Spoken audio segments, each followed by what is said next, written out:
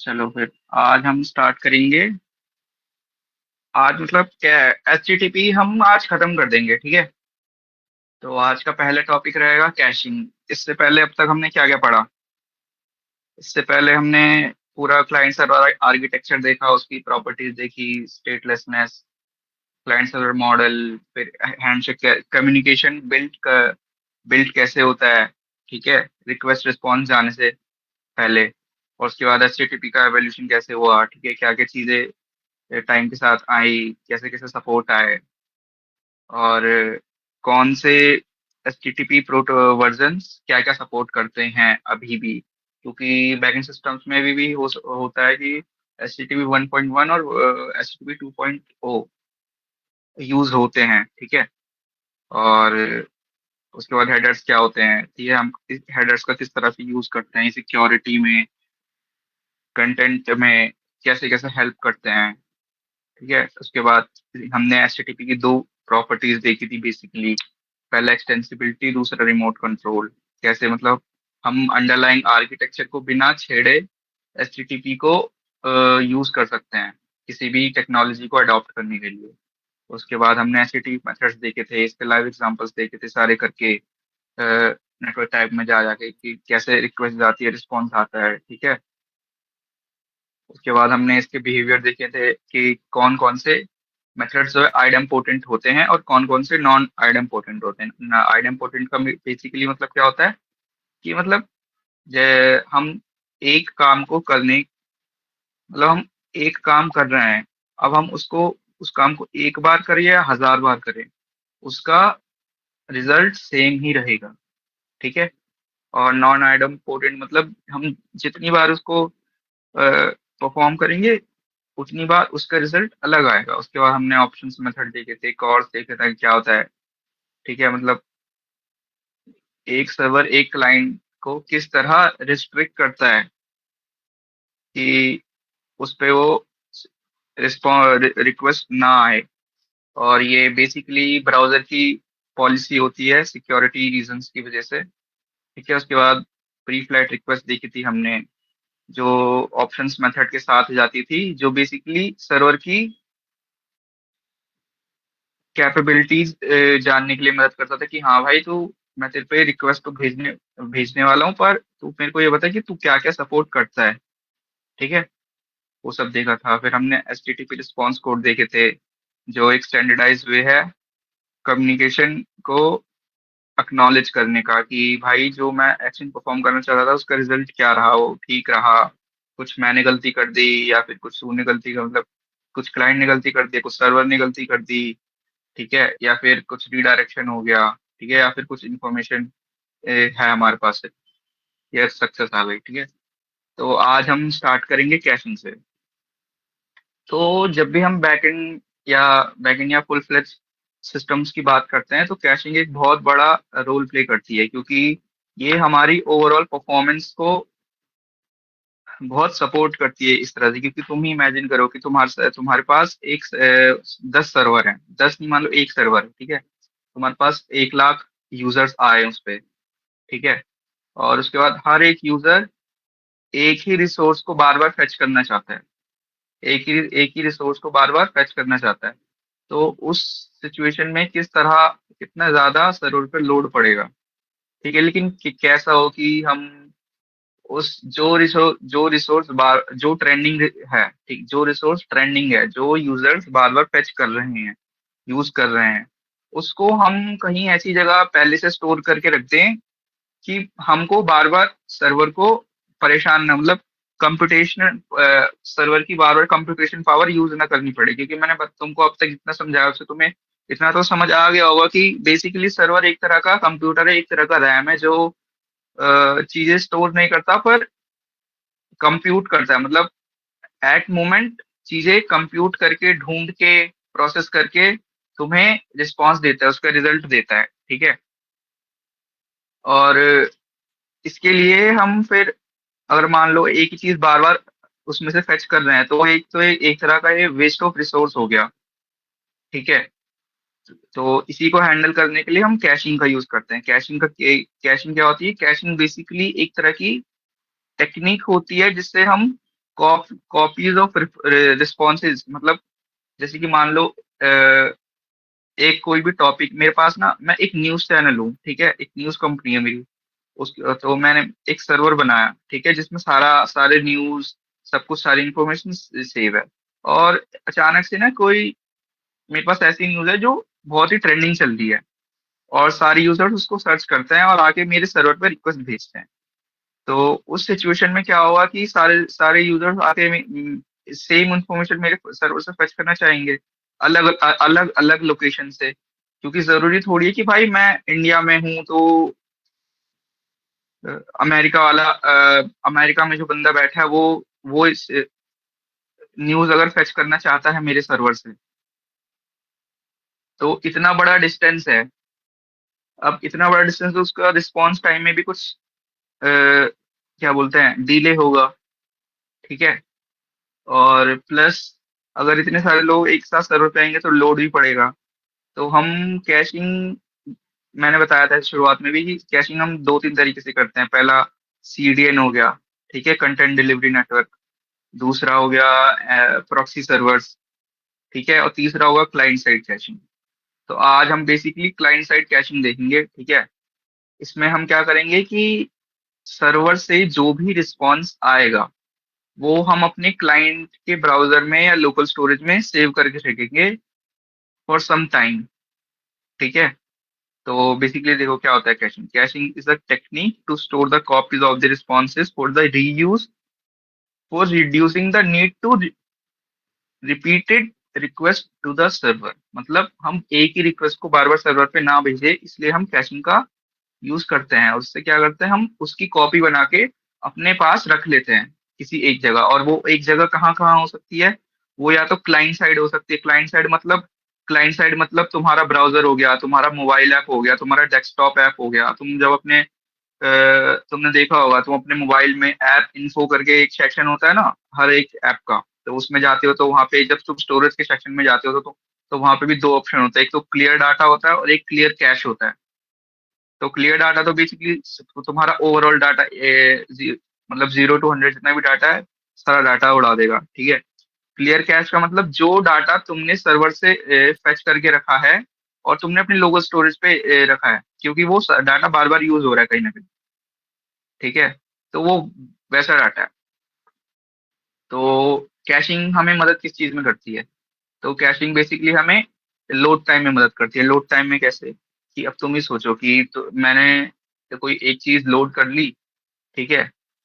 मैंने मान लो ये ही यहाँ पे मैंने लोड कर, अभी तो चलो ये लोकल होस्ट पे चल रहा है, लेकिन मान लो मैंने कहीं पे डिप्लॉय कर रखा है, तो मैं उसको बार बार इस वेबसाइट को फेच कर रहा हूँ, रिक्वेस्ट दे देकर। लेकिन ऐसा क्या हो कि मेरे को बार बार ये चीज फेच ना करनी पड़े, मैं इसका पूरा सोर्स कोड अपने लोकल होस्ट में या फिर इसके कुछ कुछ कंपोनेंट्स अपने लोकल स्टोरेज में सेव करके रखता हूँ, ठीक है। तो उससे हम हमारा क्या होगा, क्योंकि हर चीज हमने अपने पास पहले से सेव करके रखी है, तो उसमें हम को कुछ ज्यादा दिक्कत नहीं होगी उसको लोड करने में, ठीक है। और हम क्योंकि सर्वर सर्वर से कुछ चीज फेच नहीं कर रहे, वो चीज हमारे पास पहले से, वो तो हमारे अपनी स्क्रीन में दिखाने में कितना ही टाइम लग जाएगा, तो उससे लोड टाइम इम्प्रूव होता है बहुत ज्यादा। मतलब जो जो भी चीज हम देखना चाहते हैं, जो भी चीज हम लोड करना चाहते हैं, फेच करना चाहते हैं, वो क्योंकि हमारे पास पहले से, तो हमें वो देखने में बिल्कुल भी टाइम लगे, तो लोड टाइम उससे वैसे इंप्रूव हो गया। उसके बाद बैंडविड्थ रिड्यूस हो गई। अब बैंडविड्थ का मतलब क्या होता है, बैंडविड्थ का मतलब होता है कि जब भी हम कोई डाटा, मतलब क्लाइंट से सर्वर पे रिक्वेस्ट भेजते हैं, और उसके बाद हम कोई मान लो 100 MB का डाटा है, ठीक है, 100 MB की फाइल है, तो वो 100 MB की फाइल वहां से यहाँ तक आने में कितना लगा, 100 MB लगा, ठीक है। तो बेसिकली उसको तुम क्या बोलते हैं, एज बैंडविड्थ समझ सकते हो अभी के लिए, ठीक है। तो अगर मान लो मेरे पास कोई 100 MB की फाइल है, वो मैंने अपने यहाँ पे लोकल स्टोरेज में फैच सेव करके रख ली, ठीक है। 100 MB तो वैसे बहुत ज्यादा हो गया, मान लो कुछ छोटा सा डाटा है वो मैंने फेच करके रख लिया, ठीक है, कैश करके रख लिया कहीं पे अपने, या तो क्लाइंट पे या फिर किसी प्रॉक्सी सर्वर पे या किसी सीडीएन पे। तो मेरे को, क्योंकि वो चीज पहले से मेरे पास में है और क्योंकि मेन सर्वर बहुत दूर है, तो जरूर तो मेरे को वो चीज लोड करने में ज्यादा टाइम नहीं लगेगा, और प्लस मेरा वो बैंडविड्थ रिड्यूस हो जाएगा, क्योंकि मेरे को ऑब्वियसली वो चीज बार बार फेच करनी नहीं पड़ रही। समझ रहे हो? अब मान लो मैंने एक चीज जब यहाँ पे कैश कर ली, तो मेरे को बार बार क्या जरूरत है वहां पे जाके सेम 100 MB का डाटा फेच करने की, अगेन एंड अगेन अगेन, है ना? जरूरत नहीं है। तो ऑब्वियसली अगर मान लो मैं 10 बार फेच कर, कोई यूजर होता है 10 बार फेच कर लेता है रिक्वेस्ट, मतलब 10 बार इस बटन पे क्लिक कर देता है, ठीक है, फेच फेच विथ, वैसे ही फेच विथ कैशिंग है। मान लो यहाँ पे एक बटन होता फेच या सेव कर, फेच करके, ठीक है, गेट सम डाटा। तो इस पे मैं मान लो एक यूजर आया वो 10 बार क्लिक कर दिया। अब हर 10 बार अगर मेन सर्वर पे रिक्वेस्ट जाएगी, तो वो तो मतलब बिन मतलब का सर्वर को लोड है ना, मतलब उसकी कुछ जरूरत नहीं है। समझ रहे हो? तो उसी के लिए हम कैशिंग यूज करते हैं। उससे दो चीज मैंने बताई, पहले लोड टाइम इंप्रूव हो जाता है, दूसरा बैंडविड्थ कम हो जाती है, और उसके बाद डिक्रीजेस सर्वर लोड। ऑब्वियसली जब ये दोनों चीजें होंगी, मतलब बार बार रिक्वेस्ट नहीं जाएगी इस सर्वर पे, तो ऑब्वियसली सर्वर का लोड कम हो जाएगा। ठीक है, और वो उसके पास रिसोर्सेज रहेंगे बाकी चीजें परफॉर्म करने के लिए। तो उसके बाद हम सर कैशिंग करते कैसे हैं, तो आज हम बेसिकली कैशिंग के वैसे काफी सारे तरीके होते हैं। ठीक है, उसमें से आज हम एक देखेंगे, क्लाइंट साइड कैशिंग। ठीक है, क्लाइंट साइड कैशिंग होती कैसे है, और बाकी अलग अलग वैसे क्लाइंट साइड कैशिंग के और भी टूल्स आते हैं, जैसे कि मैं बताऊं तो एक मिनट।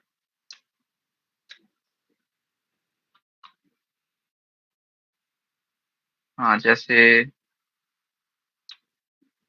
टेम्सकैट रिएक्ट क्वेरी है, ये server side sorry client side caching को करने में बहुत ज्यादा हेल्प करती है, अगर अगर तुम अभी फ्रंट एंड सीख रहे हो। ठीक है, तो इसको जरूर सीखना, क्योंकि जब अब तुम किसी भी फुल फ्लेज सिस्टम पे काम करोगे, तो ये ऐसी लाइब्रेरी है, मतलब काफी सारी चीजों को ना आसान, जो आज हम मैनुअली करेंगे, ठीक है, जो इसका मैकेनिज्म देखेंगे, वो चीजें ये सारी इफेक्टिवली करने में हेल्प कर देती है। मतलब चीजें एब्स्ट्रैक्टेड है पहले से, और परफॉर्मेंस भी काफी अच्छी रहती है। ठीक है, तो एक लाइब्रेरी हो गई इसकी। तो आज हम जो मैकेनिज्म पढ़ेंगे उसमें बेसिकली काफी सारे कंपोनेंट्स हैं। ठीक है, तो इसको बेसिकली ई टैग मैकेनिज्म बोलते हैं। ठीक है, इसके बाद इसमें अलग अलग हेडर्स है, क्योंकि मैंने बताया कि हम हेडर्स को as a remote control use करते हैं। तो उसको हम क्लाइंट साइड कैशिंग में भी यूज करेंगे। ठीक है, जिससे हम सर्वर को बताएंगे कि भाई ये चीज इतनी देर के लिए सेव करके रखनी है, ये चीज ऐसे स्टोर कर ले। ठीक है, अलग अलग तरीके हैं। ठीक है, चलो सबसे पहले हम देखेंगे पहला हेडर। तो बेसिकली तुम्हें दो हेडर जानने की जरूरत है, अगर तुम हाई लेवल शुरुआत में पढ़ रहे हो और ओवरवेल नहीं होना चाहते हो। लेकिन हम चारों देखेंगे। इसके अलावा भी तुम अपने एल्गोरिथम के हिसाब से या किस आर्किटेक्चर के हिसाब से अलग अलग आगे चीजें एक्सटेंड कर सकते हो। ठीक है, तो सबसे पहला है ई टैग। ई टैग क्या होता है? ई टैग बेसिकली मैंने पिछली बार भी बताया था, ई टैग बेसिकली एक तरह का हेडर होता है जो हमें कैशिंग में मदद करता है। और ये रिस्पॉन्स हेडर होता है। रिस्पॉन्स हेडर मतलब ये हमेशा सर्वर की साइड से आता है, मतलब हमेशा एज अ रिस्पॉन्स आता है। इसका मतलब हमेशा एक सर्वर ही है जो इस ई टैग को जनरेट करेगा और भेजेगा। ठीक है, तो पहली बात समझ आ गई कि ये एक तरह का रिस्पॉन्स हेडर है जो सर्वर हमेशा भेजता है। तो और इसका पर्पस क्या होता है? इसका पर्पस होता है बेसिकली बताना कि भाई जो रिसोर्स आप फेच करना चाहते हो उसका वर्जन क्या है। मतलब मान लो मेरे पास एक फाइल है या एक एक डाटा है कोई भी, ठीक है, ये मान लो टेबल है, स्टूडेंट टेबल है, ये डाटा है। ठीक है, तो इस डाटा में मान लो मेरे को ना किसी का सरनेम चेंज करना है, ठीक है, या फिर किसी की जीपीए चेंज करनी है, ठीक है, या किसी का ईयर चेंज करना है। अब मतलब नेक्स्ट ईयर चलेगा, मतलब सेकेंड ईयर पास कर लिया तो अब यहाँ पे थर्ड करना है। ठीक है, वैल्यू चेंज करनी है इस टेबल में बेसिकली। तो क्या होगा, अब मैं ना, ई टैग मैकेनिज्म करता क्या है, ई टैग मैकेनिज्म,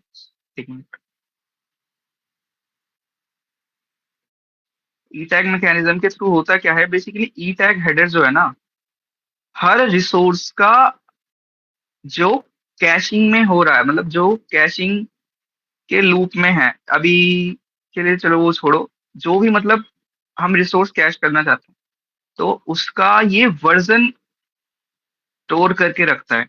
ठीक है भाई, इसका मतलब ये है कि मान लो तुम कुछ भी रिसोर्स सर्वर से फेच करना चाहते हो। अब वो चीज जब तुम फेच करना चाहते हो, तो वो पहले कैसी थी और अब कैसी है, इसका मतलब है, जैसे देखो यहाँ पे, मान लो इस वाली रो में से, सेकंड रो में से मैं इसका ना सरनेम चेंज करना चाहता हूँ। तो अब मान लो यहाँ पे V1, ठीक है, अनन्या वर्मा, ठीक है। तो इसमें क्या करा बेसिकली, सर्वर ने ना ई टैग लिया, ठीक है, और ई टैग में ये इसका वर्जन स्टोर करके रखा, और साथ ही वैल्यू रिसोर्स के अंदर, ठीक है, वैल्यू रिसोर्स के अंदर, ये याद रखना, वैल्यू रिसोर्स के अंदर, ठीक है। अब रिसोर्स यहाँ पे क्या हो सकता है, रिसोर्स तुम्हारी मैंने बताया था रो हो सकती है, टेबल हो सकती है, ठीक है। तो यहाँ पे हमने क्या करा है बेसिकली, ई टैग में इसका वर्जन स्टोर करके रखा है कि भाई ये मेरे रिसोर्स की ना ये वाली वैल्यू है, और इसका ना वर्जन ये है। तो इन फ्यूचर मान लो मैंने ना इसका ना नाम चेंज कर दिया, इसका ना नाम मैंने चेंज कर दिया, अनन्या शर्मा कर दिया, ठीक है। तो यहाँ पे क्या हुआ, अब मैंने क्योंकि इस रिसोर्स की वैल्यू चेंज कर दी, तो ऑब्वियसली मेरा वर्जन भी चेंज हो जाएगा, ठीक है। अब मैंने यहाँ पे इस वर्जन को नई वैल्यू दे दी, ठीक है। तो इस तरह से ये ई टैग ना मतलब रिसोर्सेज के वर्जन स्टोर करके रखता है कि भाई अभी इसकी वैल्यू क्या चल रही है और पहले क्या थी, ठीक है, उस हिसाब से।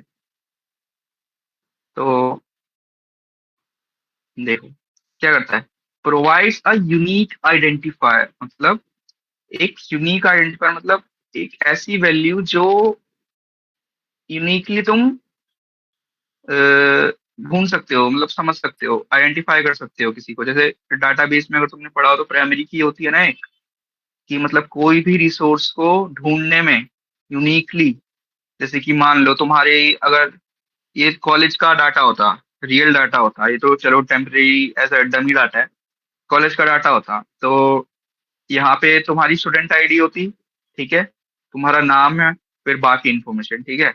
अब हो सकता है कि ऋषभ गुप्ता दो दो जनों का नाम हो, तो ये यूनिक आइडेंटिफायर नहीं है, लेकिन तुम्हारी स्टूडेंट आईडी जो है वो यूनिक होती है, मतलब स्टूडेंट आईडी की मदद से तुम्हें कोई भी आइडेंटिफाई कर सकता है यूनिकली, ठीक है। तो ई टैग भी वैसे ही किसी भी रिसोर्स का एक तरह से यूनिक आइडेंटिफायर होता है, ठीक है, लाइक अ फिंगरप्रिंट। यहाँ पे देखो, फिंगरप्रिंट जैसे ही हर इंसान का फिंगरप्रिंट अलग होता है ना, वैसे ही। तो यहाँ पे तुम एग्जांपल देख सकते हो, जैसे ई टैग में कुछ भी वैल्यू दे सकते हो। जैसे यहाँ पे हम हैश, मतलब देखो, हाँ यहाँ पे लिखा भी है, that value is typically hash of the resource content और अ वर्जन स्ट्रिंग, ठीक है। मतलब इसका मतलब क्या है बेसिकली, मतलब तुम हैशिंग एल्गोरिथम्स लगा के उस रिसोर्स को किसी एक हैश वैल्यू में कन्वर्ट कर सकते हो, ठीक है, और वो स्टोर करके रख सकते हो। और वर्जन स्ट्रिंग बेसिकली तुम भी कुछ सेट ऑफ इनपुट्स देकर कि भाई इसका नाम प्लस इसका डेट प्लस इसका time plus some random string, ये करके मैं इसका डाटा सेव करके रखूंगा, ठीक है, ऐसा हो सकता है। और ऐसे हम वर्जन स्ट्रिंग बना सकते हैं। और उसके बाद क्या है, help the client determine whether the resource has change. हाँ, तो क्योंकि सर्वर ये ई टैग उसको भेज रहा है, तो ये क्लाइंट को मदद करती है कि भाई वो जो मैं रिसोर्स फेच करना चाहता हूँ दोबारा से, वो पास्ट में चेंज हुआ है या अभी भी वैसा ही है, ठीक है। ये ई टैग बेसिकली ये जानने में हेल्प करता है। ठीक है, वो कैसे करेगा हम आगे देखेंगे। और उसके बाद दूसरा हेडर देख सकते हो यहाँ पे, if none match. If none match क्या होता है? तो इफ नन, सबसे पहले इसकी बात समझो ये कि क्लाइंट साइड में यूज होता है। ठीक है, ये हेडर जो है इफ नन मैच, ये क्लाइंट साइड में यूज होता है, मतलब एज अ रिक्वेस्ट जाता है हमेशा। ठीक है, तो यहाँ पे देखो इसका पर्पस क्या होता है। ये देखो, send the sent with the stored E tag value to check if the resource has changed.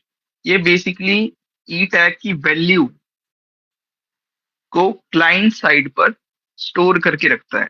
ठीक है, ई टैग की वैल्यू क्लाइंट साइड पर स्टोर करके रखता है। अब तुम्हारे दिमाग में एक टाइम को ना एक क्वेश्चन आ सकता है कि भैया अगर ये ई टैग की ही वैल्यू स्टोर करके रख रहा है, तो हम ये ई टैग ही हम क्लाइंट साइड पे भी यूज क्यों नहीं कर लेते? वो इसलिए ताकि हम क्लाइंट साइड के हेडर को और सर्वर साइड के हेडर को, दोनों को, दोनों में डिफरेंशिएट कर पाए। समझ रहे हो? अब मान लो मैंने ई टैग मतलब ये यूनिकली आइडेंटिफाई, मतलब एक तरह का नाम ही तो है ये, हेडर का नाम ही तो है। अब मैंने सर्वर साइड में भी ई टैग यूज कर लिया, क्लाइंट साइड में भी ई टैग यूज कर लिया। तो मैं अपने लॉजिक में जब भी अपना सर्वर पे लॉजिक लिखूंगा, क्लाइंट पे लॉजिक लिखूंगा, तो मैं कैसे समझूंगा कि भाई ये, मतलब इन दोनों में डिफरेंशिएट कैसे करूंगा बेसिकली। समझ रहे हो? तो इसलिए हम ये अलग अलग नाम यूज करते हैं, क्योंकि मान लो एक टाइम को मैं अभी एक रिसोर्स भेजा, ठीक है, क्लाइंट को, और उसने वो चीज इफ नन मैच में स्टोर करके रख ली। जैसे ही इफ नन मैच में उसने स्टोर करके रखी, तो उसके बाद वो दोबारा से वो डाटा फेच करना चाहता है। अगर मान लो मैंने दोनों सेम सेम नाम से सेव करके रखता, तो सेम वैल्यू जाती, मतलब इसका थोड़ा सा आगे समझाऊंगा, चलो छोड़ो। ठीक है, तो यहाँ पे देख लो कुछ भी वैल्यू हो सकती है। ठीक है, तो ये बेसिकली करता क्या है, ये ई टैग जब, मतलब इफ नन मैच, अगर ई टैग से इक्वल हो जाता है सर्वर पे, तो वो सेम डाटा रिस्पॉन्ड कर देता है, या फिर ये स्टेटस कोड प्रोवाइड कर देता है। ठीक है, ये आगे देखेंगे सही से। और लास्ट मॉडिफाइड, ये भी एक तरह का रिक्वेस्ट हेडर होता है। रिक्वेस्ट हेडर का मतलब क्लाइंट साइड में यूज होता है। ठीक है, हमेशा क्लाइंट इसको एज अ रिक्वेस्ट भेजेगा। और ये इंडिकेट क्या करता है? ये इंडिकेट करता है डेट एंड टाइम, बेसिकली नाम से ही देख लो, लास्ट मॉडिफाइड। लास्ट मॉडिफाइड मतलब कि भाई लास्ट वो कब मॉडिफाइड हुआ था। समझ रहे हो?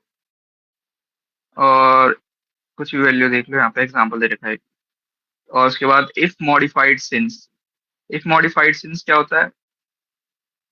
एक मिनट,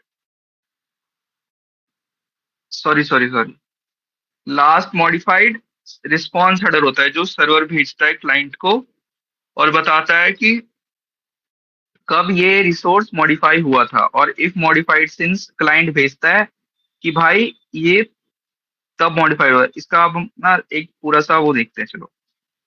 तो यहाँ पे चलो एक पूरा फ्लो कैसे चलता है डाटा का। तो यहाँ पे अभी हम सिर्फ दो हेडर लेकर समझाएंगे, ई टैग और इफ नन मैच। ठीक है, बाकी को अभी तुम थोड़ा सा इग्नोर कर सकते हो, वो बेसिकली बहुत सिंपल है वैसे भी, वो भी मैं समझा दूंगा।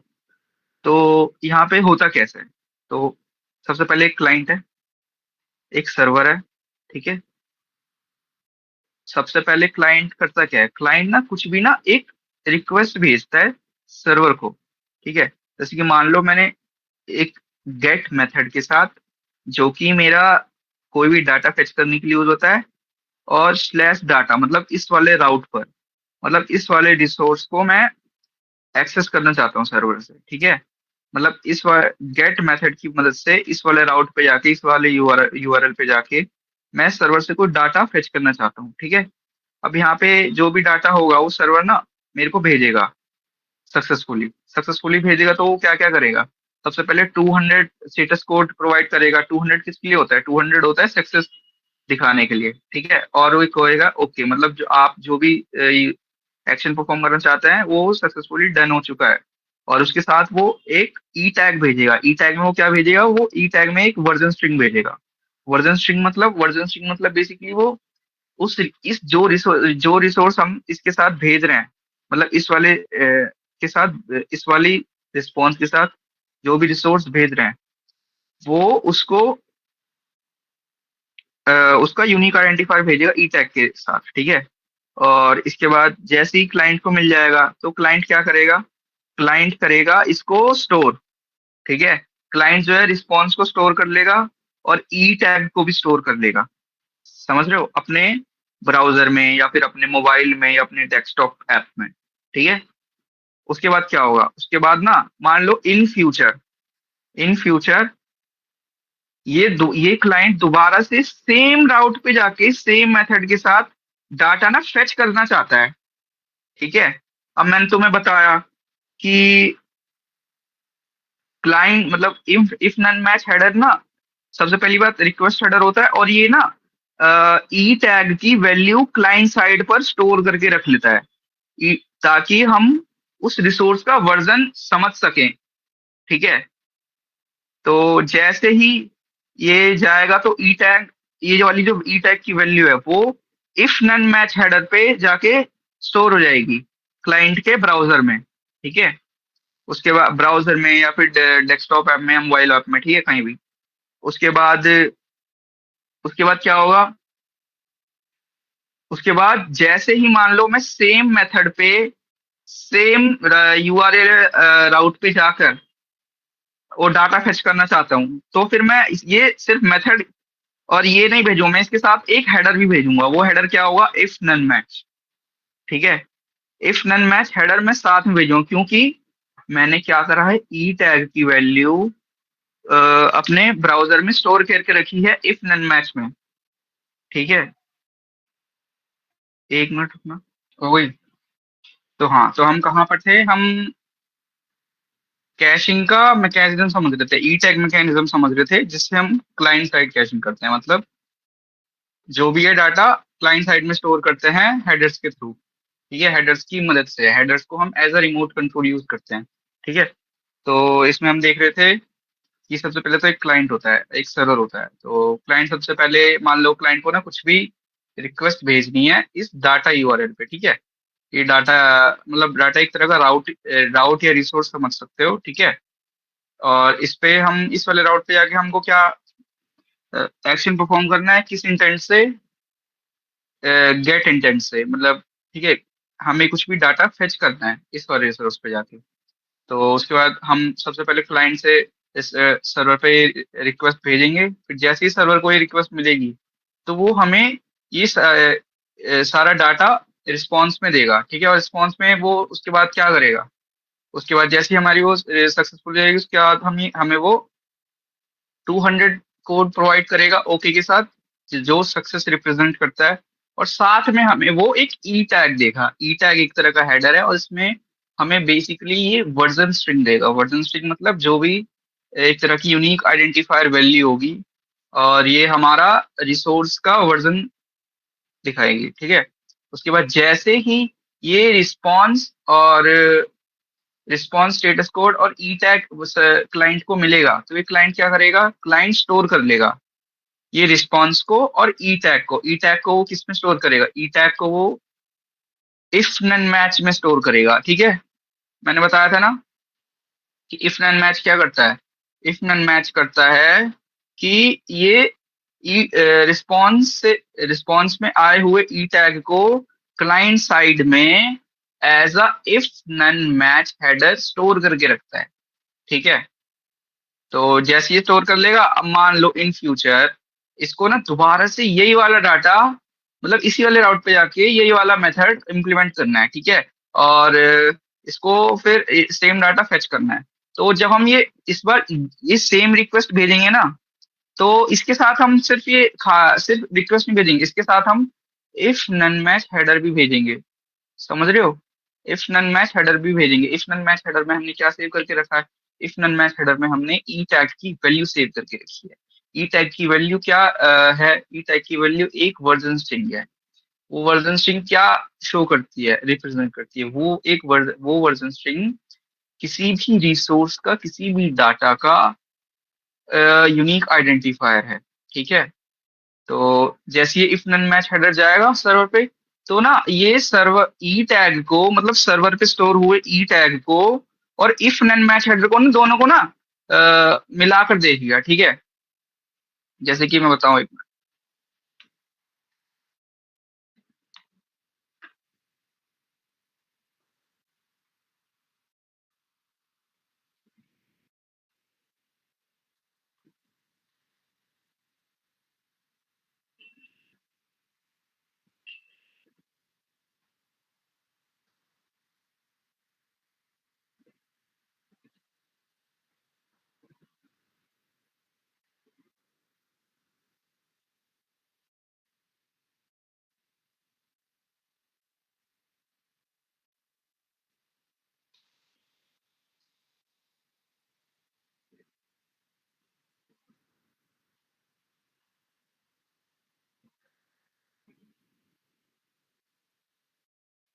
तो देखो, हाँ, तो सबसे पहले ये इस पे डाटा भेजेगा। ठीक है।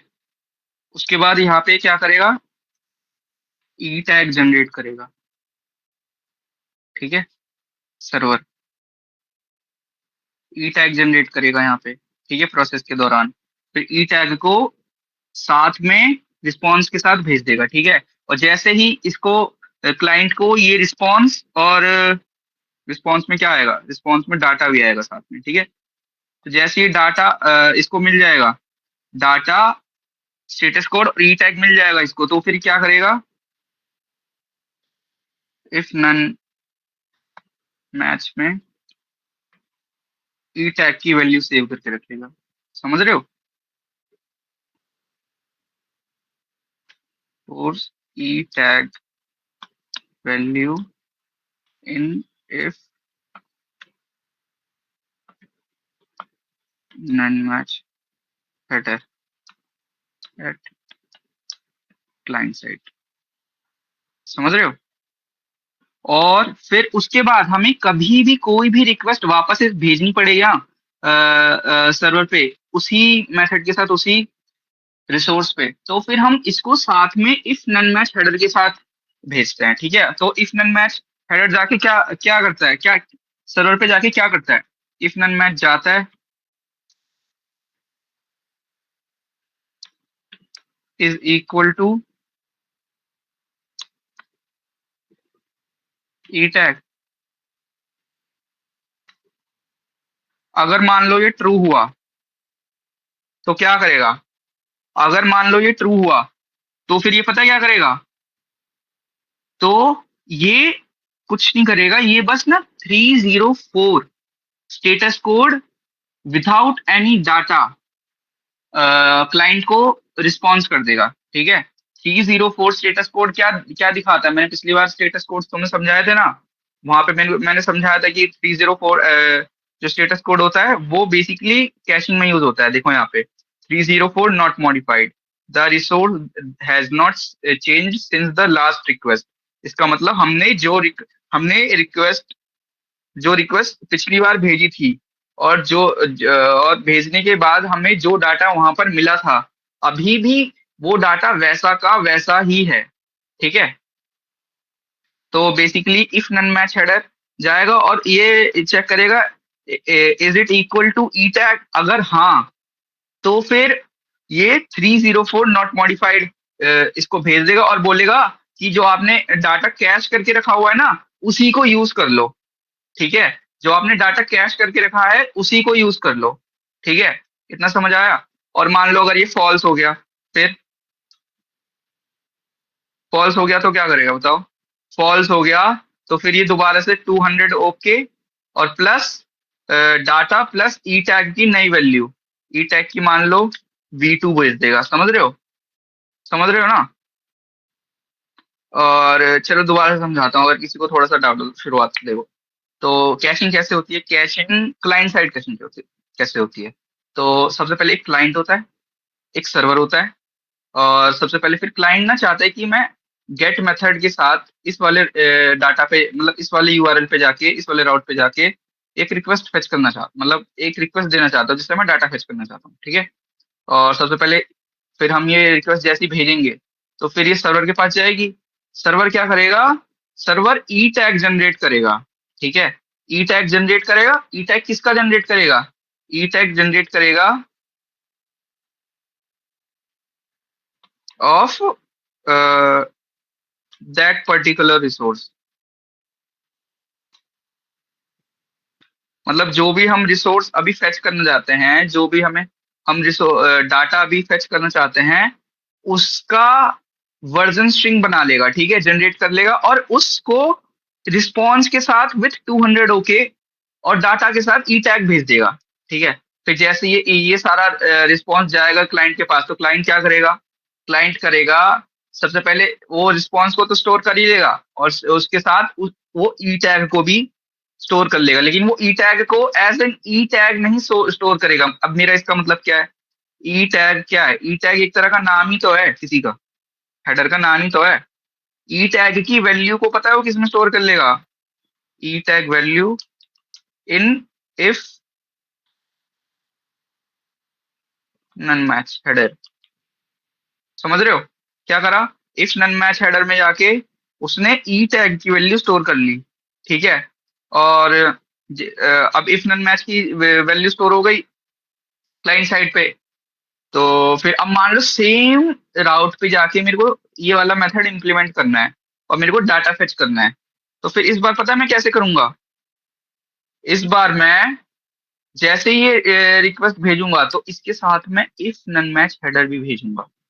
समझ रहे हो, इसके साथ में इफ नन मैच हेडर भी भेजूंगा। और इफ नन मैच हेडर में क्या मेरी वैल्यू सेव है, इफ नन मैच हेडर में वैल्यू मेरी ई टैग की वैल्यू सेव है। ई टैग की वैल्यू क्या दिखाती है, ई टैग की वैल्यू किसी भी रिसोर्स का यूनिक आइडेंटिफायर दिखाती है, मतलब वर्जन स्ट्रिंग दिखाती है, ठीक है। तो फिर ई टैग जैसे ही इफ नन मैच जाएगा सर्वर के पास, सर्वर चेक करेगा भाई जो क्लाइंट ने इस बार इफ नन मैच हेडर भेजा है उसकी वैल्यू, ठीक है, उसकी वैल्यू क्या इक्वल है किसके, जो अभी मैंने सर्वर पे ई टैग स्टोर करके रखा है। अगर हाँ, अगर ट्रू, हाँ, ठीक है, इफ ट्रू देन वो क्या करेगा, वो simply 304 not modified response client को भेज देगा और बोलेगा कि भाई आपने जो डाटा कैश करके रखा है ना उसी को यूज कर लो, ठीक है। बस इतना है। अब इसी के साथ तुम और भी क्या बोलते हैं पैरामीटर्स लगा सकते हो और भी ज्यादा इंफॉर्मेशन प्रोवाइड कर सकते हो, जैसे कि क्या बोलते हैं, जैसे कि लास्ट मॉडिफाइड हेडर रिस्पॉन्स तुम भेज सकते हो। लास्ट मॉडिफाइड रिस्पॉन्स तुम कब भेज सकते हो, लास्ट मॉडिफाइड तुम रिस्पॉन्स सबसे पहले सर्वर से क्लाइंट तक भेज सकते हो और उससे बता सकते हो कि भाई ये वाला रिसोर्स ना मतलब लास्ट इस टाइम मॉडिफाई हुआ था, ठीक है। ये बेसिकली एक तरह का कैंडिडेट की तरह बन सकता है, ठीक है। वो तुम्हारे आर्किटेक्चर या और वे ऑफ इम्प्लीमेंटेशन पे डिपेंड करता है, ठीक है। और क्या तुम इंफॉर्मेशन प्रोवाइड करवाना चाहते हो, ठीक है। बेसिकली लेकिन तुम्हें बस दो चीजों को जानने की जरूरत है इस ई टैग मैकेनिज्म में, ई टैग और इफ नन मैच कैसे कैसे काम करता है। तो ई टैग सर्वर सर्वर पे, इफ नन मैच क्लाइंट पे, ठीक है। इतना जान के रखो, ठीक है। और यहाँ पे पूरा तुम फ्लो समझ सकते हो, जैसे कि यहाँ पे मैंने ये दिखा दिया, इसको मैं अपडेट कर दूंगा और ज्यादा, ठीक है। और फ्लो ऑफ इवेंट्स यहाँ से देख सकते हो कि कैसे on the very first request to fetch all resources to load the page, मतलब एक हमने कोई भी वेबसाइट पे लोड करी है, मतलब रिक्वेस्ट करी है और उसको पहली बार रेंडर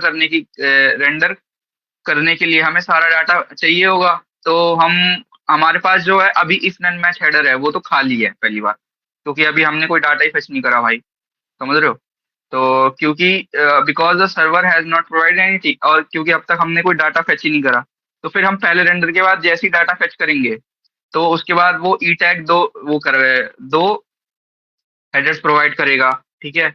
ई टैग और लास्ट मॉडिफाइड, फिर उसको तुम अपने क्लाइंट साइड पे स्टोर करके रख लेना।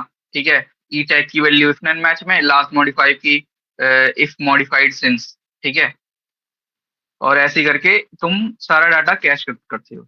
ठीक है, इसका हम यहाँ पे ये देख सकते हैं लाइव एग्जांपल, अगर ये ढंग से काम करे।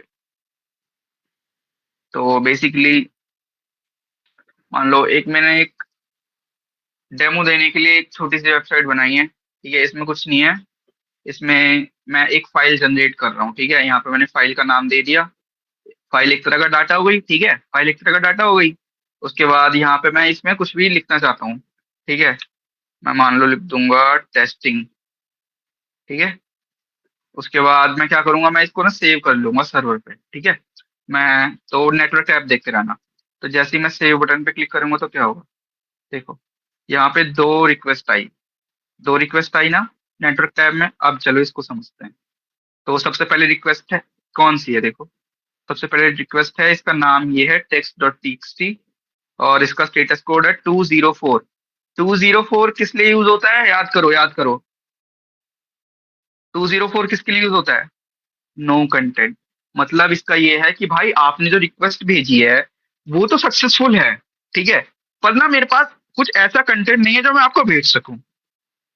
ठीक है, तो 204 उसके लिए यूज होता है। उसके बाद इसका टाइप क्या है, टाइप है देखो इसका प्री फ्लाइट। मैंने बताया था ना कि प्री फ्लाइट किस लिए यूज होती है। प्री फ्लाइट रिक्वेस्ट सर्वर से उसकी कैपेबिलिटीज फेच करने के लिए यूज होती है। ठीक है, उसके बाद देखो साइज, टाइम, इनिशिएटर, ये सब। ठीक है, तो चलो हम इस रिक्वेस्ट को खोलते हैं। अब इस रिक्वेस्ट को खोलेंगे तो देखो क्या क्या डाटा है। अब देखो सबसे पहले जनरल हेडर्स देखना है। ठीक है, जनरल हेडर्स में क्या है, रिक्वेस्ट यूआरएल। रिक्वेस्ट यूआरएल में क्या है, यहाँ पे रिक्वेस्ट यूआरएल में ये दिखा रहा है कि भाई मेरा ना एक सर्वर है जो लोकल होस्ट पे चल रहा है, और उसमें ना रिसोर्स में जाके एक राउट है टेस्ट डॉट टीएक्सटी। ठीक है, इसमें हम क्या कर रहे हैं, मैं इस वाले राउट पे जाके कुछ एक्शंस परफॉर्म करना चाहता हूँ। ठीक है, इस वाले रिसोर्स पे जाके कुछ एक्शंस परफॉर्म करना चाहता हूँ। तो अब आप ना मेरे को बता दो कि आपकी कैपेबिलिटीज क्या है, और मैं ये जानने के लिए क्या यूज करूंगा, मैं ये जानने के लिए एक स्पेशल मेथड यूज करूंगा जिसका नाम है ऑप्शंस। ठीक है, एक मैं स्पेशल मेथड यूज करूंगा जिसका नाम है ऑप्शंस। ठीक है, ये क्या करेगा, ये हमें सर्वर की कैपेबिलिटीज दे देगा। उसके बाद भाई जैसे ही मैंने भेज दिया तो स्टेटस कोड देखो क्या आया। इस बार मतलब इस वाले यू रिक्वेस्ट यूआरएल पे जाकर इस वाले मेथड को इम्प्लीमेंट करके मेरे को क्या स्टेटस कोड मिला, मेरे को 204 नो कंटेंट स्टेटस कोड मिला। इसका मतलब क्या होता है, 204 का मतलब है भाई आपके पास आपने जो रिक्वेस्ट भेजी थी वो सक्सेसफुल है, पर मेरे पास कोई कंटेंट नहीं है आपको देने के लिए। ठीक है, उसके बाद रिमोट एड्रेस देख सकते हो। रिमोट एड्रेस बेसिकली है मतलब आपने जिस सर्वर पे रिक्वेस्ट भेजी उसका एड्रेस क्या है। ठीक है, ये सब छोड़ो। और उसके बाद रिस्पॉन्स हेडर्स देखते हैं यहाँ पे हम। ठीक है, रिस्पॉन्स हेडर्स में क्या है, एक्सेस कंट्रोल अलाउ हेडर्स। ठीक है, इसका ये क्या क्या दर्शाता है, मतलब कि मतलब सर्वर जो है वो किस किस तरह के हेडर्स को अलाउ करता है। ठीक है, तो यहाँ पे हम देखेंगे उसके बाद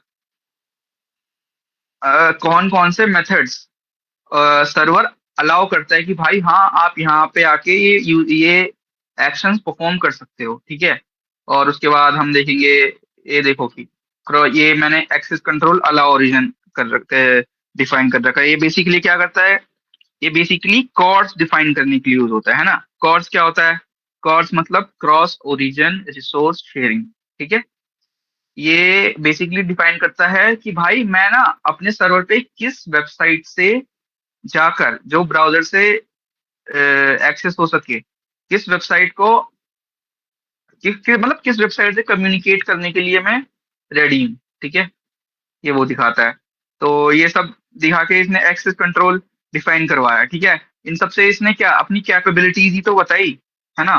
कैपेबिलिटीज में क्या क्या है मेन मेन, कि मतलब भाई कौन कौन से हेडर अलाउ करता है, कौन कौन से मेथड्स अलाउ करता है, और कौन से ओरिजिन से रिक्वेस्ट अलाउ करता है, समझ रहे हो। ये प्री फ्लाइट रिक्वेस्ट इतनी चीजें करता है। ठीक है भाई, प्री फ्लाइट रिक्वेस्ट से हमने सर्वर की सारी कैपेबिलिटीज देख ली कि भाई उसमें कितना दमा दमा मतलब क्या क्या वो अलाउ करता है। ठीक है, उसके बाद हमने दूसरी रिक्वेस्ट देखेंगे। दूसरी रिक्वेस्ट गई प्री फ्लाइट रिक्वेस्ट के बाद। प्री फ्लाइट रिक्वेस्ट के बाद क्या दूसरी रिक्वेस्ट गई। तो दूसरी रिक्वेस्ट कौन सी रिक्वेस्ट गई सबसे पहले। दूसरी रिक्वेस्ट इस वाले सबसे पहले यूआरएल पे गई, और ये रिक्वेस्ट क्या है, ये रिक्वेस्ट है पुट की। ठीक है। वैसे यहाँ पे दो बटन होने चाहिए थे, लेकिन मैंने काम इजी करने के लिए एक रखा ताकि कंफ्यूजन कम हो। तो पुट या पुट क्या होता है। पुट बेसिकली कोई डाटा अपडेट करने के लिए होता है वैसे, है ना। तो अभी के लिए मान लो ये जो टेस्ट फाइल थी ना, ये मेरे सर्वर पे पहले से एग्जिस्ट करती थी। तो मैं इसको ना अपडेट करना चाहता था। ठीक है। तो मैं पुट मेथड की मदद से इसके अंदर का डाटा अपडेट करूंगा। तो इसमें क्या करा, तो इसने ये सबसे पहले जब मैंने ये कंटेंट इस पे इस सेव बटन पे क्लिक करके रिक्वेस्ट भेजी, तो क्या करा इसने। इसने इस यूआरएल पे जाके ये मेथड इंप्लीमेंट करा, और साथ में उसके बाद पेलोड क्या था इसका। पेलोड मतलब बेसिकली मैंने उसके साथ क्या डाटा भेजा, मतलब उसकी बॉडी क्या थी। पेलोड देखो यहाँ पे, पेलोड यहाँ पे क्या है, टेस्टिंग है ना। यहाँ पे देखो टेस्टिंग है, पेलोड है ना, दिख रहा हो तो पेलोड में वैसे बेसिकली यहाँ का जो जो भी है वो गया।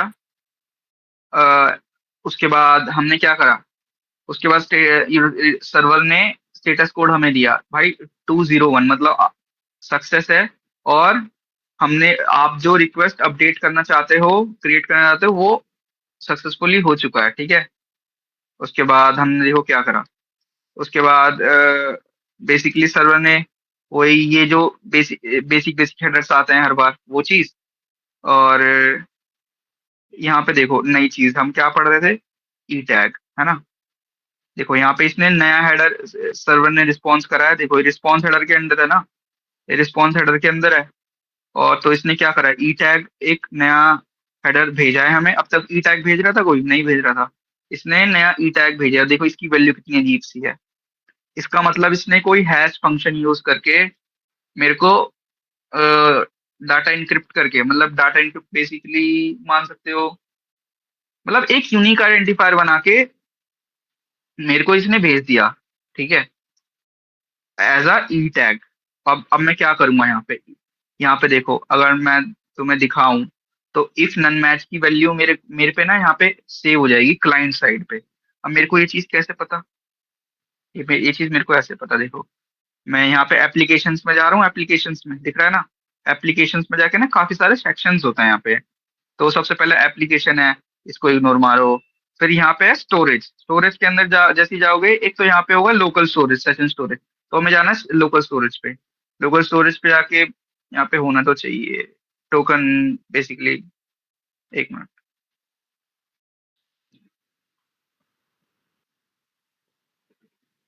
कुकीज में सेव होगा।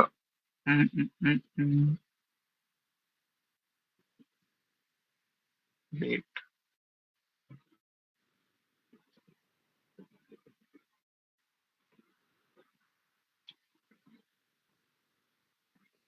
ये मेरी दूसरी वेबसाइट का कैश डाटा क्यों लग रहा है।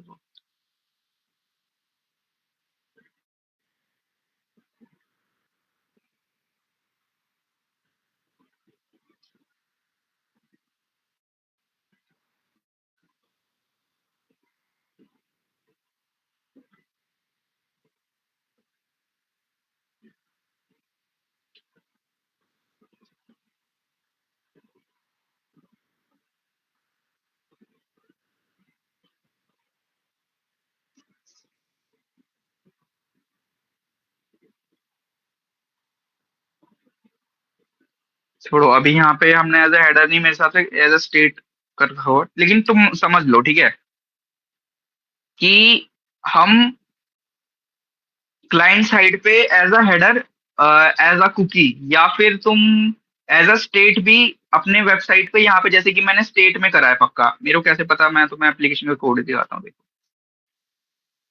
एप्लीकेशन का देखो, यहाँ पे एक स्टेट है। तो ये तो गलत है, एक मिनट।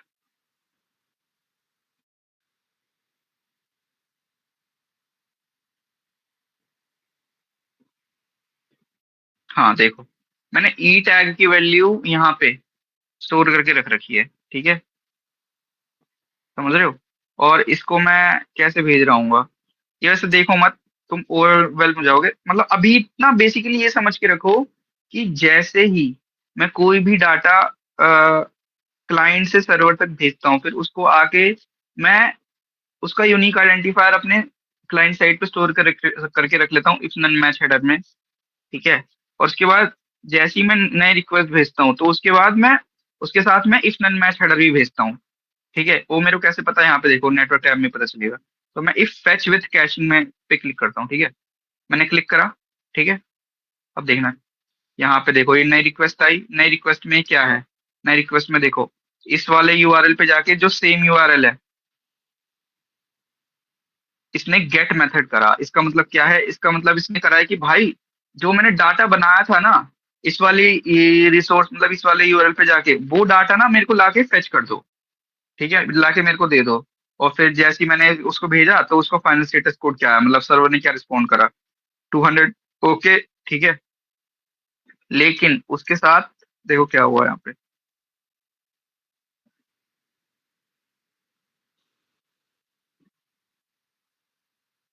ये मैंने पहली बार करा ना, तो ठीक है, चलो दोबारा से कैश करते हैं।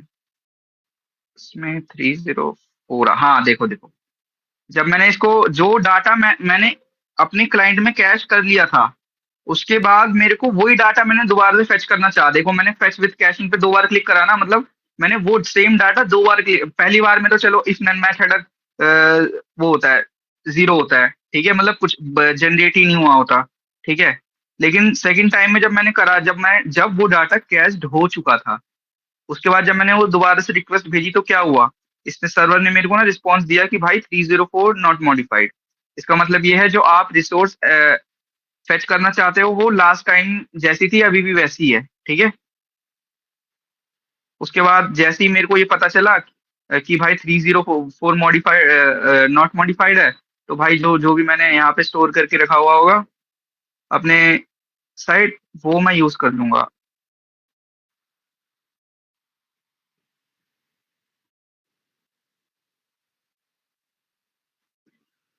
हाँ, वो रिएक्ट की एप्लीकेशन इसलिए छोड़ो। ठीक है। मतलब समझ रहे हो ना हाई लेवल कि सारी चीजें कैसे काम करती है। ठीक है। तो इतना था। और इसके बाद हम देखेंगे कि कंटेंट नेगोशिएशन कैसे होता है। इसमें चीज वैसे समझनी है तुम्हें, थ्योरी ही है ये एक तरह की। ठीक है। इसकी एप्लीकेशन अभी मैंने कुछ नहीं बना पाया मैं टाइम की वजह से। लेकिन देख लो यहाँ पे, क्योंकि हमने जो भी अब तक ऐप ऐप देखे हैं ना, एक दो छोटे मोटे, उस उन सब में ये सब चीजें यूज हो रही थी, कैसे पता। अब यहाँ पे देखना। ठीक है। तो कंटेंट नेगोशिएशन बेसिकली होता क्या है? तो ये एक तरह का मैकेनिज्म होता है जिससे क्लाइंट और सर्वर डिसाइड करते हैं कि भाई हमें जो डाटा है ना, वो किस फॉर्मेट में एक्सचेंज करना है। समझ रहे हो? अब वो डाटा किसी भी फॉर्मेट में हो सकता है, वो जेसॉन में हो सकता है, वो एचटीएमएल में हो सकता है, वो एक्सएमएल में हो सकता है। ठीक है। वो कोई टेक्स्ट फाइल हो सकती है। ठीक है। कोई प्लेन टेक्स्ट में कर सकते हैं। ठीक है। या बाइनरी में कर सकते हैं, किसी भी तरह से हम डाटा एक्सचेंज कर सकते हैं। ठीक है।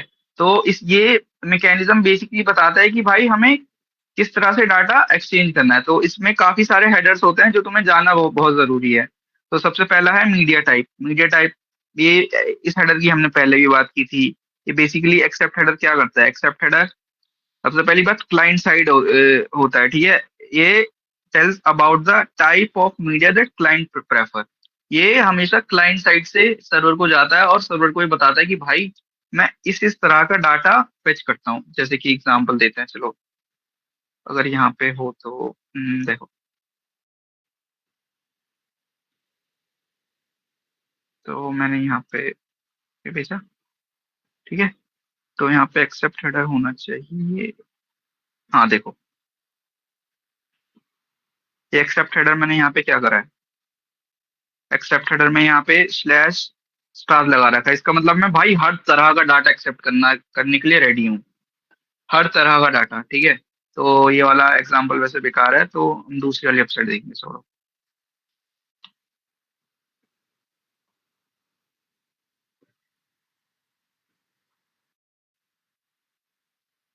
देखो, तो जैसे ही मैं यहाँ पे स्टूडेंट एक मान लो स्टूडेंट मैनेजमेंट सिस्टम है, यहाँ पे मैंने बेसिकली काफी तरह का डाटा सर्वर पे सेव करके रखा। मैं यहाँ पे जैसे गेट बटन पे दबाता हूँ तो मेरे को सारा डाटा फेच हो जाता है। तो यहाँ पे हम नेटवर्क टैब में जाके देखेंगे, तो ये सारी बेसिक इन्फॉर्मेशन तो है ही। इसके बाद हम रिक्वेस्ट हेडर पे जाएंगे। ठीक है, रिक्वेस्ट हेडर मैंने क्या बोला? ठीक है, तो रिक्वेस्ट हेडर पे जाके यहाँ भी देखो, रिक्वेस्ट हेडर पे मैं यहाँ पे जाके क्या बोल रहा हूँ। रिक्वेस्ट हेडर पे यहाँ पे जाके मैं बोल रहा हूँ कि भाई तेरे को रिक्वेस्ट हेडर पे मैंने यहाँ पे इसका मतलब कुछ डिफाइन करा नहीं है। मतलब अपने क्लाइंट साइड में मैंने कुछ डिफाइन करा नहीं है कि भाई मैं किस तरह का डाटा एक्सेप्ट करने के लिए रेडी हूँ। ठीक है, ये बेसिकली तुम रिस्ट्रिक्ट कर देते हो सर्वर को। ठीक है, सर्वर को रिस्ट्रिक्ट कर देते हो कि भाई इसके अलावा कोई और तरह का डाटा मेरे को भेजियो ही मत, क्योंकि मैं एक्सेप्ट नहीं करूंगा। ठीक है, तो यहाँ पे मैंने अभी बेसिकली क्या कर रखा है, यहाँ पे बेसिकली अभी मैंने हर तरह का डाटा एक्सेप्ट कर रहा हूँ। ठीक है, क्योंकि ये सब चीजें ना एक्सप्लिसिटली डिफाइन करनी पड़ती है अपने ऐप में। ठीक है, तो ये ठीक था। और इसके बाद दूसरा लैंग्वेज, ये एक्सेप्ट लैंग्वेज हेडर के थ्रू होता है। एक्सेप्ट लैंग्वेज देखो यहाँ पे, एक्सेप्ट लैंग्वेज में मैंने क्या क्या कर रखा है भाई। एक्सेप्ट लैंग्वेज में मैंने ना इसको बोल रखा है सर्वर को कि भाई मैं ना इंग्लिश, यूनाइटेड स्टेट्स की इंग्लिश, ठीक है, को एक्सेप्ट कर सकता हूँ। ठीक है, और अब मान लो तुम किसी और कंट्री में हो, मतलब तुम जरूरी थोड़ी कि तुमने कोई ऐप या वेबसाइट बनाई तो जरूरी थोड़ी उसको एक ही कंट्री के लोग यूज करें। आप किसी भी कंट्री के यूज कर सकते हैं, तो उस कंट्री के हिसाब से तुम्हें उसका इंटरफेस दिखाना पड़ेगा। समझ रहे हो? तो तुम उसकी सबसे पहले जियो लोकेशन फेच करोगे। समझ रहे हो? कि मतलब किस एरिया से वो डाटा फेच हो रहा है। तो मान लो एक एक टाइम को कि वो डाटा स्पेन से फेच हो रहा है, तो मैं यहाँ पे जाके फिर क्या करूंगा, बेसिक कुछ नहीं करूंगा। मैं एक्सेप्ट लैंग्वेज की मदद से यहाँ पे ना स्पेन का क्या होता है, ईएस होता है शायद, है ना, स्पेनल, स्पेनिश डाल दूंगा। और सर्वर को बताऊंगा कि भाई मेरे को, मैं जो डाटा से मतलब मेरे को जो भी आप डाटा दोगे ना, मतलब जिस भी लैंग्वेज में, वो स्पेनिश होनी चाहिए। ठीक है, हाँ बेसिक है ये तो। उसके बाद इनकोडिंग नेगोशिएशन। अब इनकोडिंग नेगोशिएशन मैंने तुम्हें लास्ट 2-3 क्लास में भी अच्छे से बताया था कि इनकोडिंग नेगोशिएशन होता क्या है। इनकोडिंग, सबसे पहले इनकोडिंग होता क्या है। इनकोडिंग बेसिकली हम जब भी अपनी क्लाइंट से सर्वर तक डाटा भेजते हैं ना, हम जब भी अपने क्लाइंट से सर्वर तक डाटा भेजते हैं, सर्वर से क्लाइंट तक भेजते हैं, तो हम उसको रॉ फॉर्म में नहीं भेज सकते। मतलब रॉ फॉर्म मतलब जैसे कि मान लो मेरे पास 10 MB की फाइल है, तो वो मैं 10 की 10 MB की फाइल एज इट इज भेज रहा हूँ नेटवर्क के थ्रू। नहीं, ऐसा नहीं करते हम। ऐसा क्यों नहीं करते? क्योंकि उससे बैंडविड्थ का लॉस होता है। अब वो बैंडविड्थ का लॉस क्यों होता है? अब क्योंकि हम ऐसा कर सकते हैं कि भाई उस 10 MB की फाइल को हम 2 MB का बना दें। ठीक है, और अब हम 2 MB का कैसे बनाएंगे? अब हम 2 MB का अलग अलग एल्गोरिथम्स लगा के बना सकते हैं। ठीक है, उसको, उससे हम क्या करेंगे, उससे हम बेसिकली कंप्रेस करेंगे या डीकंप्रेस करेंगे। कंप्रेस हम कब करेंगे? मान लो मैंने यहाँ से ना क्लाइंट से क्लाइंट की मदद से सर्वर से कोई मैं डाटा फेच करना चाहता हूँ। तो वो डाटा मान लो उसको उसको ना 10 MB की फाइल मेरे को भेजनी है, 100 MB की फाइल भेजनी है।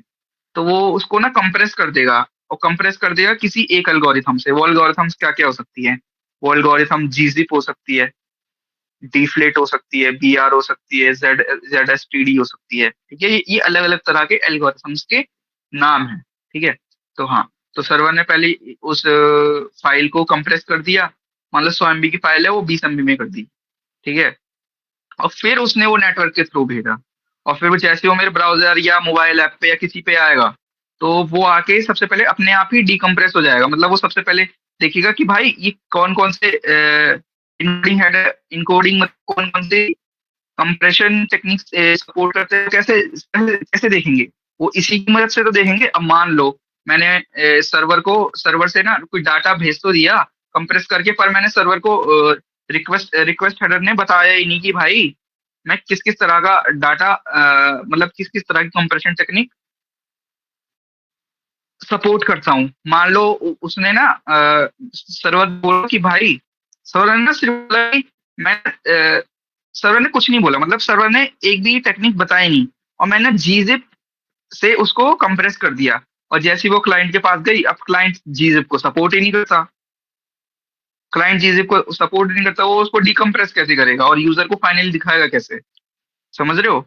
और बैंडविड्थ का लॉस कैसे नहीं होता ऐसे में? बैंडविड्थ का लॉस ऐसे में नहीं होता, तुम ही सोचो कि 100 MB की फाइल 20 MB में कर दी, उसके बाद हमने उसको भेजा, तो बैंडविड्थ कितनी बच गई भाई? अब तुम सोचो कि हम तुम्हें एक ही 100 MB की फाइल 10,000 लोगों को भेजनी है। अब तुम 10,000 लोगों को 100 MB की फाइल भेज रहे हो, और 10,000 लोगों को 20 MB की फाइल भेज रहे हो, तो कहाँ पे तुम्हारा बैंडविड्थ का कंजम्पशन लो है? Bandwidth basically network frequency, energy, ठीक है? एनर्जी जनरेट करने के लिए भी हमें रिसोर्सेस लगते हैं ऑब्वियसली, ठीक है? तो हम बैंडविड्थ की उससे इनडायरेक्टली एनर्जी ही बचाते हैं, ठीक है? तो एक ये था कि एक्सेप्ट इनकोडिंग की मतलब क्लाइंट सर्वर को बता देता है कि भाई कौन कौन सी मैं टेक्निक्स सपोर्ट करता हूँ, और उसी में आप कंप्रेस करके मेरे को डाटा भेजना, ताकि मैं यहाँ पे डिकम्प्रेस करके यूजर को दिखा पाऊँ। समझ रहे हो? ये तीन चार चीजें हैं, दो तीन चीजें हैं जो तुम्हें जाननी जरूरी है जब तुम किसी बढ़िया सिस्टम पे काम करोगे ना। क्योंकि मतलब ये चीजें देखने में तो ना थोड़ा सा वैसा लगता है कि हाँ ठीक है, मतलब बेसिक है, पर जब अच्छे सिस्टम्स पे काम करें तो ये छोटी छोटी चीजें ना मतलब काफी मैटर कर जाती हैं। समझ रहे हो? और उसके बाद तुम्हें ये भी जानना जरूरी है परसिस्टेंट कनेक्शंस। परसिस्टेंट कनेक्शंस क्या होते हैं? तो सबसे पहले मैंने बताया था कि पिछली बार कि भाई, हम पहले जो था ना, हर एक रिक्वेस्ट के साथ हम नया कनेक्शन बनाते थे सर्वर के साथ। मान लो मेरे को ना एक रिक्वेस्ट भेजनी है सर्वर को, तो मैं क्या करता था कि पहली रिक्वेस्ट भेजूंगा, और उस रिक्वेस्ट के लिए मैं सर्वर से कनेक्शन बनाऊंगा, ये टीसीपी कनेक्शन। समझ रहे हो? और फिर जैसे ही वो रिक्वेस्ट पूरी हो जाए तो मैं उसको क्लोज कर दूंगा। उसके बाद जब मेरे को दोबारा से रिक्वेस्ट भेजनी होगी तो मैं उसको नया कनेक्शन बनाऊंगा, टीसीपी कनेक्शन। और जैसे ही वो कंप्लीट हो जाएगा तो दोबारा से बंद कर दूंगा।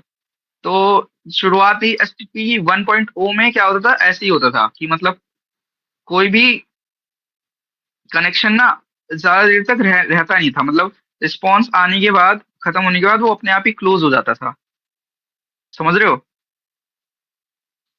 और इसके लिए हमने एक नई चीज डिफाइन करी थी, मतलब एक तरह का मैकेनिज्म ही डिफाइन करा था, जिससे हम कनेक्शन को ना अलाइव रख सकते हैं।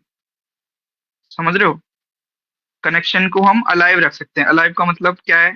मतलब हम बोलेंगे कि भाई जैसे ही आपका रिस्पॉन्स आ जाए और कंप्लीट हो जाए, तो उसके बाद ना आप कनेक्शन क्लोज मत करना, आप ना कनेक्शन कनेक्शन ओपन रखना फ्यूचर रिक्वेस्ट के लिए, ठीक है? और उसके लिए हमने एक नया नए टाइप का हेडर इंट्रोड्यूस करा, कीप अलाइव। ठीक है? इस कीप अलाइव हेडर की मदद से हम कनेक्शन या तो अ, रख सकते हैं, या फिर उसको परमानेंटली, मतलब सॉरी, इमीडिएटली क्लोज कर सकते हैं आफ्टर रिस्पॉन्स। ठीक है? ये हमें, ये एचटीटीपी के अंडर द हुड का कैसे काम करता है, उसमें तुम्हें ज्यादा जानने की जरूरत नहीं है। तुम अभी इसका बेसिकली इतना ही समझ लो, ठीक है? और इतना समझ लो कि इस हेडर की मदद से हम परसिस्टेंट कनेक्शंस का मैकेनिज्म एक्टिवेट कर देते हैं। ठीक है? क्योंकि जब तुम कोई ऐप बनाओगे तो उसमें रियल टाइम अपडेट्स देने के लिए, ठीक है, रियल टाइम अपडेट्स के लिए वैसे वेब सॉकेट यूज होता है, लेकिन मान लो फिर भी तुम रेस्ट एपीआई की मतलब या एचटीटीपी की मदद से ही तुम करना चाहते हो, ठीक है? तो उसके लिए तुम्हें परसिस्टेंट कनेक्शंस रखने की जरूरत पड़ेगी, क्योंकि अब मान लो तुम्हें डायरेक्ट अपडेट्स देने हैं उसको हर मोमेंट पे, तो लेकिन तो तुम्हें कनेक्शन, तुम ऐसा नहीं कर सकते कि भाई मैं कनेक्शन बार बार बंद कर रहा हूँ, क्लोज कर रहा हूँ, बंद कर रहा हूँ, चालू कर रहा हूँ, बंद कर रहा हूँ, ना। तुम्हें एक ही कनेक्शन रखना पड़ेगा और उसी के थ्रू साइमल्टेनियसली रिक्वेस्ट भेजनी पड़ेगी, रिस्पॉन्स एक्सेप्ट करना पड़ेगा। ठीक है, ये वाला अगली क्लास में भी देखेंगे क्योंकि थोड़ा सा लंबा है। तो और अभी इसके लिए ये समझ सकते हो कि जैसे कि मैंने बताया था शुरुआत, मतलब सबसे पहले हमारी सेकंड क्लास में ही बताया था कि एस टी टी पी और H T T P S, ये दोनों इंटरचेंजेबल है। H T T P S और एच टी टी पी में ज्यादा फर्क नहीं है, बस एच टी पी एस में कुछ थोड़ी सी ज्यादा सिक्योरिटी आ जाती है, वो सिक्योरिटी के बारे में हम देखते हैं। चलो, तो इसमें तीन चीजें होती हैं, S S L, T S L, T L S और H T T P S. ठीक है, तो सबसे पहले एस एस एल क्या होता है, एस या फिर H T T P S क्या होता है, सबसे पहले ये देखते हैं। H T T P S plus T L S या फिर एस एस एल। देखो, को अपडेट कर दूं।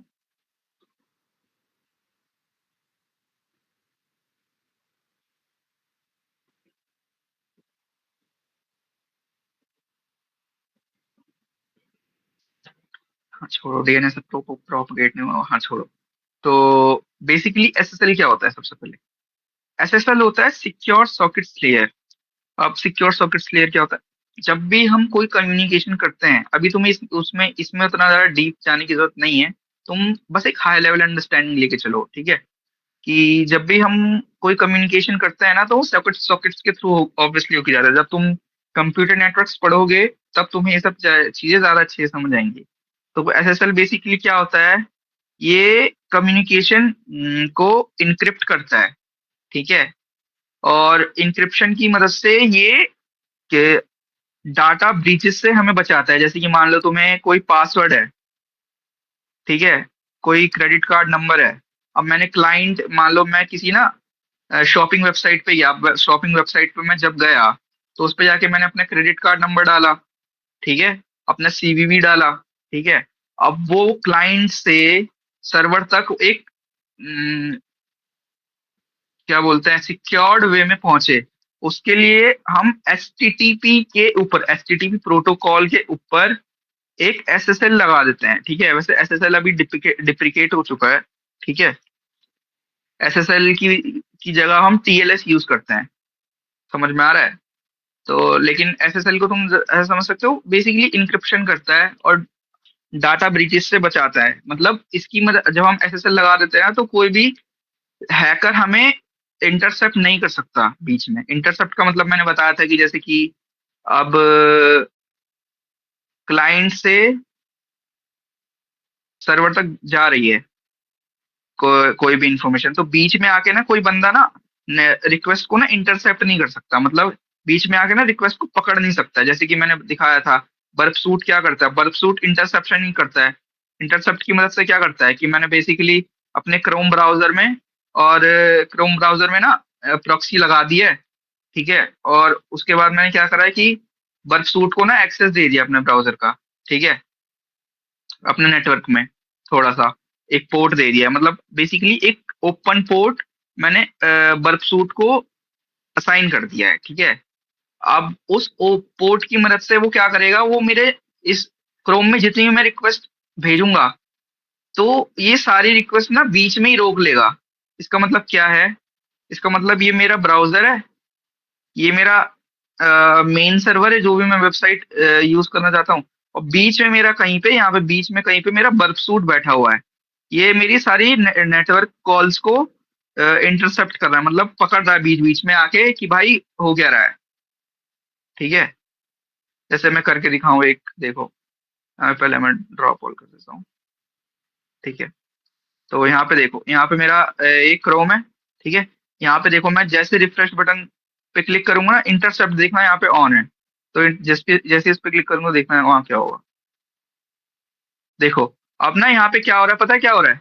यहाँ पे देखो, ये वाला लोडिंग बार है, ये देखो लोड होते रहेगा, होते रहेगा, होते रहेगा, होते रहेगा, होते रहेगा। ठीक है, वो क्यों हो रहा है? वो इसलिए हो रहा है कि भाई मैंने यहाँ से नेटवर्क रिक्वेस्ट भेज तो दी, पर ना वो मेरे सर्वर तक पहुंच नहीं पाई अभी तक। ऐसा क्यों? क्योंकि मेरे बर्फ सूट ने उसको बीच में इंटरसेप्ट कर लिया। समझ रहे हो? बर्फ सूट ने बेसिकली बीच में ही इंटरसेप्ट कर लिया। और वो अब तक सर्वर को जाने नहीं दे रहा। ठीक है, तो इसलिए ये लोडिंग बार अभी तक आ रहा है। ठीक है, अब जैसे कि मैं यहाँ पे फॉरवर्ड ऑल कर दूंगा ना, फॉरवर्ड ऑल का मतलब हो जाए, मतलब फॉरवर्ड का मतलब हो जाए कि हाँ भाई, रिक्वेस्ट को नाम से देख लो ना। फॉरवर्ड का मतलब यहाँ पे मान लो मैं बीच में बैठा हूँ, उसके बाद मैं बोल रहा हूँ कि भाई हाँ, अब ये जो रिक्वेस्ट मैंने पकड़ रखी है ना, इसको फॉरवर्ड करो, मतलब आगे कर दो, मतलब जहां जाना चाहती थी इसको जाने दो। ठीक है, जैसे मैं फॉरवर्ड ऑल करूंगा तो देखना ये लोडिंग बार जो है ना यहाँ पे, ये वाला लोडिंग बार बंद हो जाएगा, और ये जो पेज है अपने आप जो भी है लोड हो जाएगा। देखो, फॉरवर्ड ऑल कर दिया, देखो अब ये यहाँ पे बंद हो गया ना, लोडिंग बार। इसका मतलब जो भी मैं करना चाहता था वो रिक्वेस्ट सक्सेसफुल हो चुकी है। समझ गए? तो बेसिकली एसएसएल की मदद से क्या होता है, अब यही मान लो ये वेबसाइट कहीं एचटीटीपीएस पे चल रही होती। ठीक है, तो बेसिकली कोई अनवांटेड हैकर यहाँ पे आके नहीं कर पाता इसको। तो इसने क्या करा है,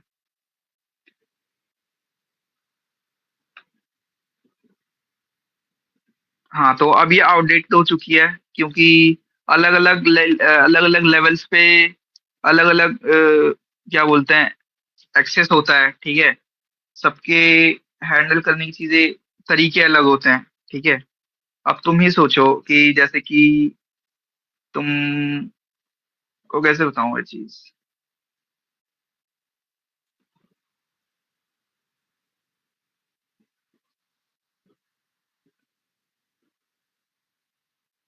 देखो, तो एसएसएल पता है बेसिकली क्या होता है, मतलब एसएसएल किसी और उसमें, मेरे को एग्जैक्टली exactly याद नहीं है, पर एसएसएल टीएसएल की, एसएसएल इसलिए रिप्लेस हुआ क्योंकि इसमें ना काफी सारी वल्नरेबिलिटीज ही थी। ठीक है, वल्नरेबिलिटीज थी, और वो सब हैकर्स को अलाउ कर रहे थे कि बीच में डाटा ब्रीच हो जाए। अब इसमें काफी चीजें आती हैं, जैसे ईव्स ड्रॉप करके एक चीज होती है। ठीक है, इसमें ज्यादा डीप जाने की जरूरत नहीं है वैसे तुम्हें। उसके बाद चलो ये छोड़ो, ये तो डिप्रिकेट हो गया, इसका एडवांस वर्जन आया टीएलएस। टीएलएस क्या करता है, ट्रांसपोर्ट लेयर सिक्योरिटी। ठीक है, ये थोड़ा एक लेवल डीप जाकर, मतलब एक लेवल डीप जाकर ये हमें सिक्योरिटी प्रोवाइड करता है। और ये भी क्या करता है, ये भी सेम काम करता है कि मतलब डाटा को इनक्रिप्ट कर देता है और इंटरसेप्शन से बचाता है। ठीक है, और जैसे कि तुम याद है, give certificates and authenticate the server and establish an encrypted connection. इसका मतलब देखो, ये बेसिकली सारा डाटा जो है इनक्रिप्ट करता है। ठीक है, क्लाइंट और सर्वर के बीच में, कि मतलब वो रॉ फॉर्म में ना जाए। ठीक है, एज इट इज ना जाए। और उसके बाद ये ऑथेंटिकेट करता है, क्योंकि ऑथेंटिकेट करना बहुत जरूरी है कि हमने जो सर्वर से जो वेबसाइट डाटा फेच करना चाहती है वो सही है या नहीं। ठीक है, इससे काफी सारे अटैक्स प्रिवेंट होते हैं। ठीक है, तो और उसका एग्जांपल हो सकता है middle man in the middle attack, eavesdropping, data breach. ठीक है, मैं ये सब तुम अगर डीप में पढ़ना चाहते हो तो बाद में ऑनलाइन कहीं ब्लॉग देख सकते हो। ठीक है, ये सब चीजें काफी इंटरेस्टिंग होती है। और बर्प सूट से basically man in the middle middle attack ही होता है। ठीक है, इंश्योर डाटा इंटीग्रिटी, इसका मतलब क्या है, इसका मतलब ये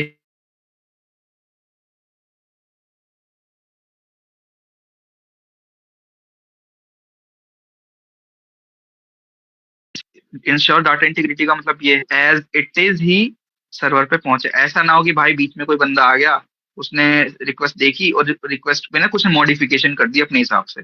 समझ लो, रिक्वेस्ट में अपने हिसाब से कुछ मॉडिफिकेशन कर दी और उसके बाद सर्वर को भेज दिया। समझ रहे हो?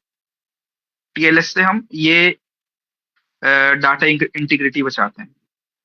और ये काम कैसे करता है देख सकते हो कि सबसे पहले सिक्योर कनेक्शन स्टैब्लिश होता है, फिर ठीक है सर्टिफिकेट्स बढ़ते हैं, उसके बाद हैंडशेक होता है, उसके बाद ही डाटा ट्रांसफर होता है। समझ रहे हो?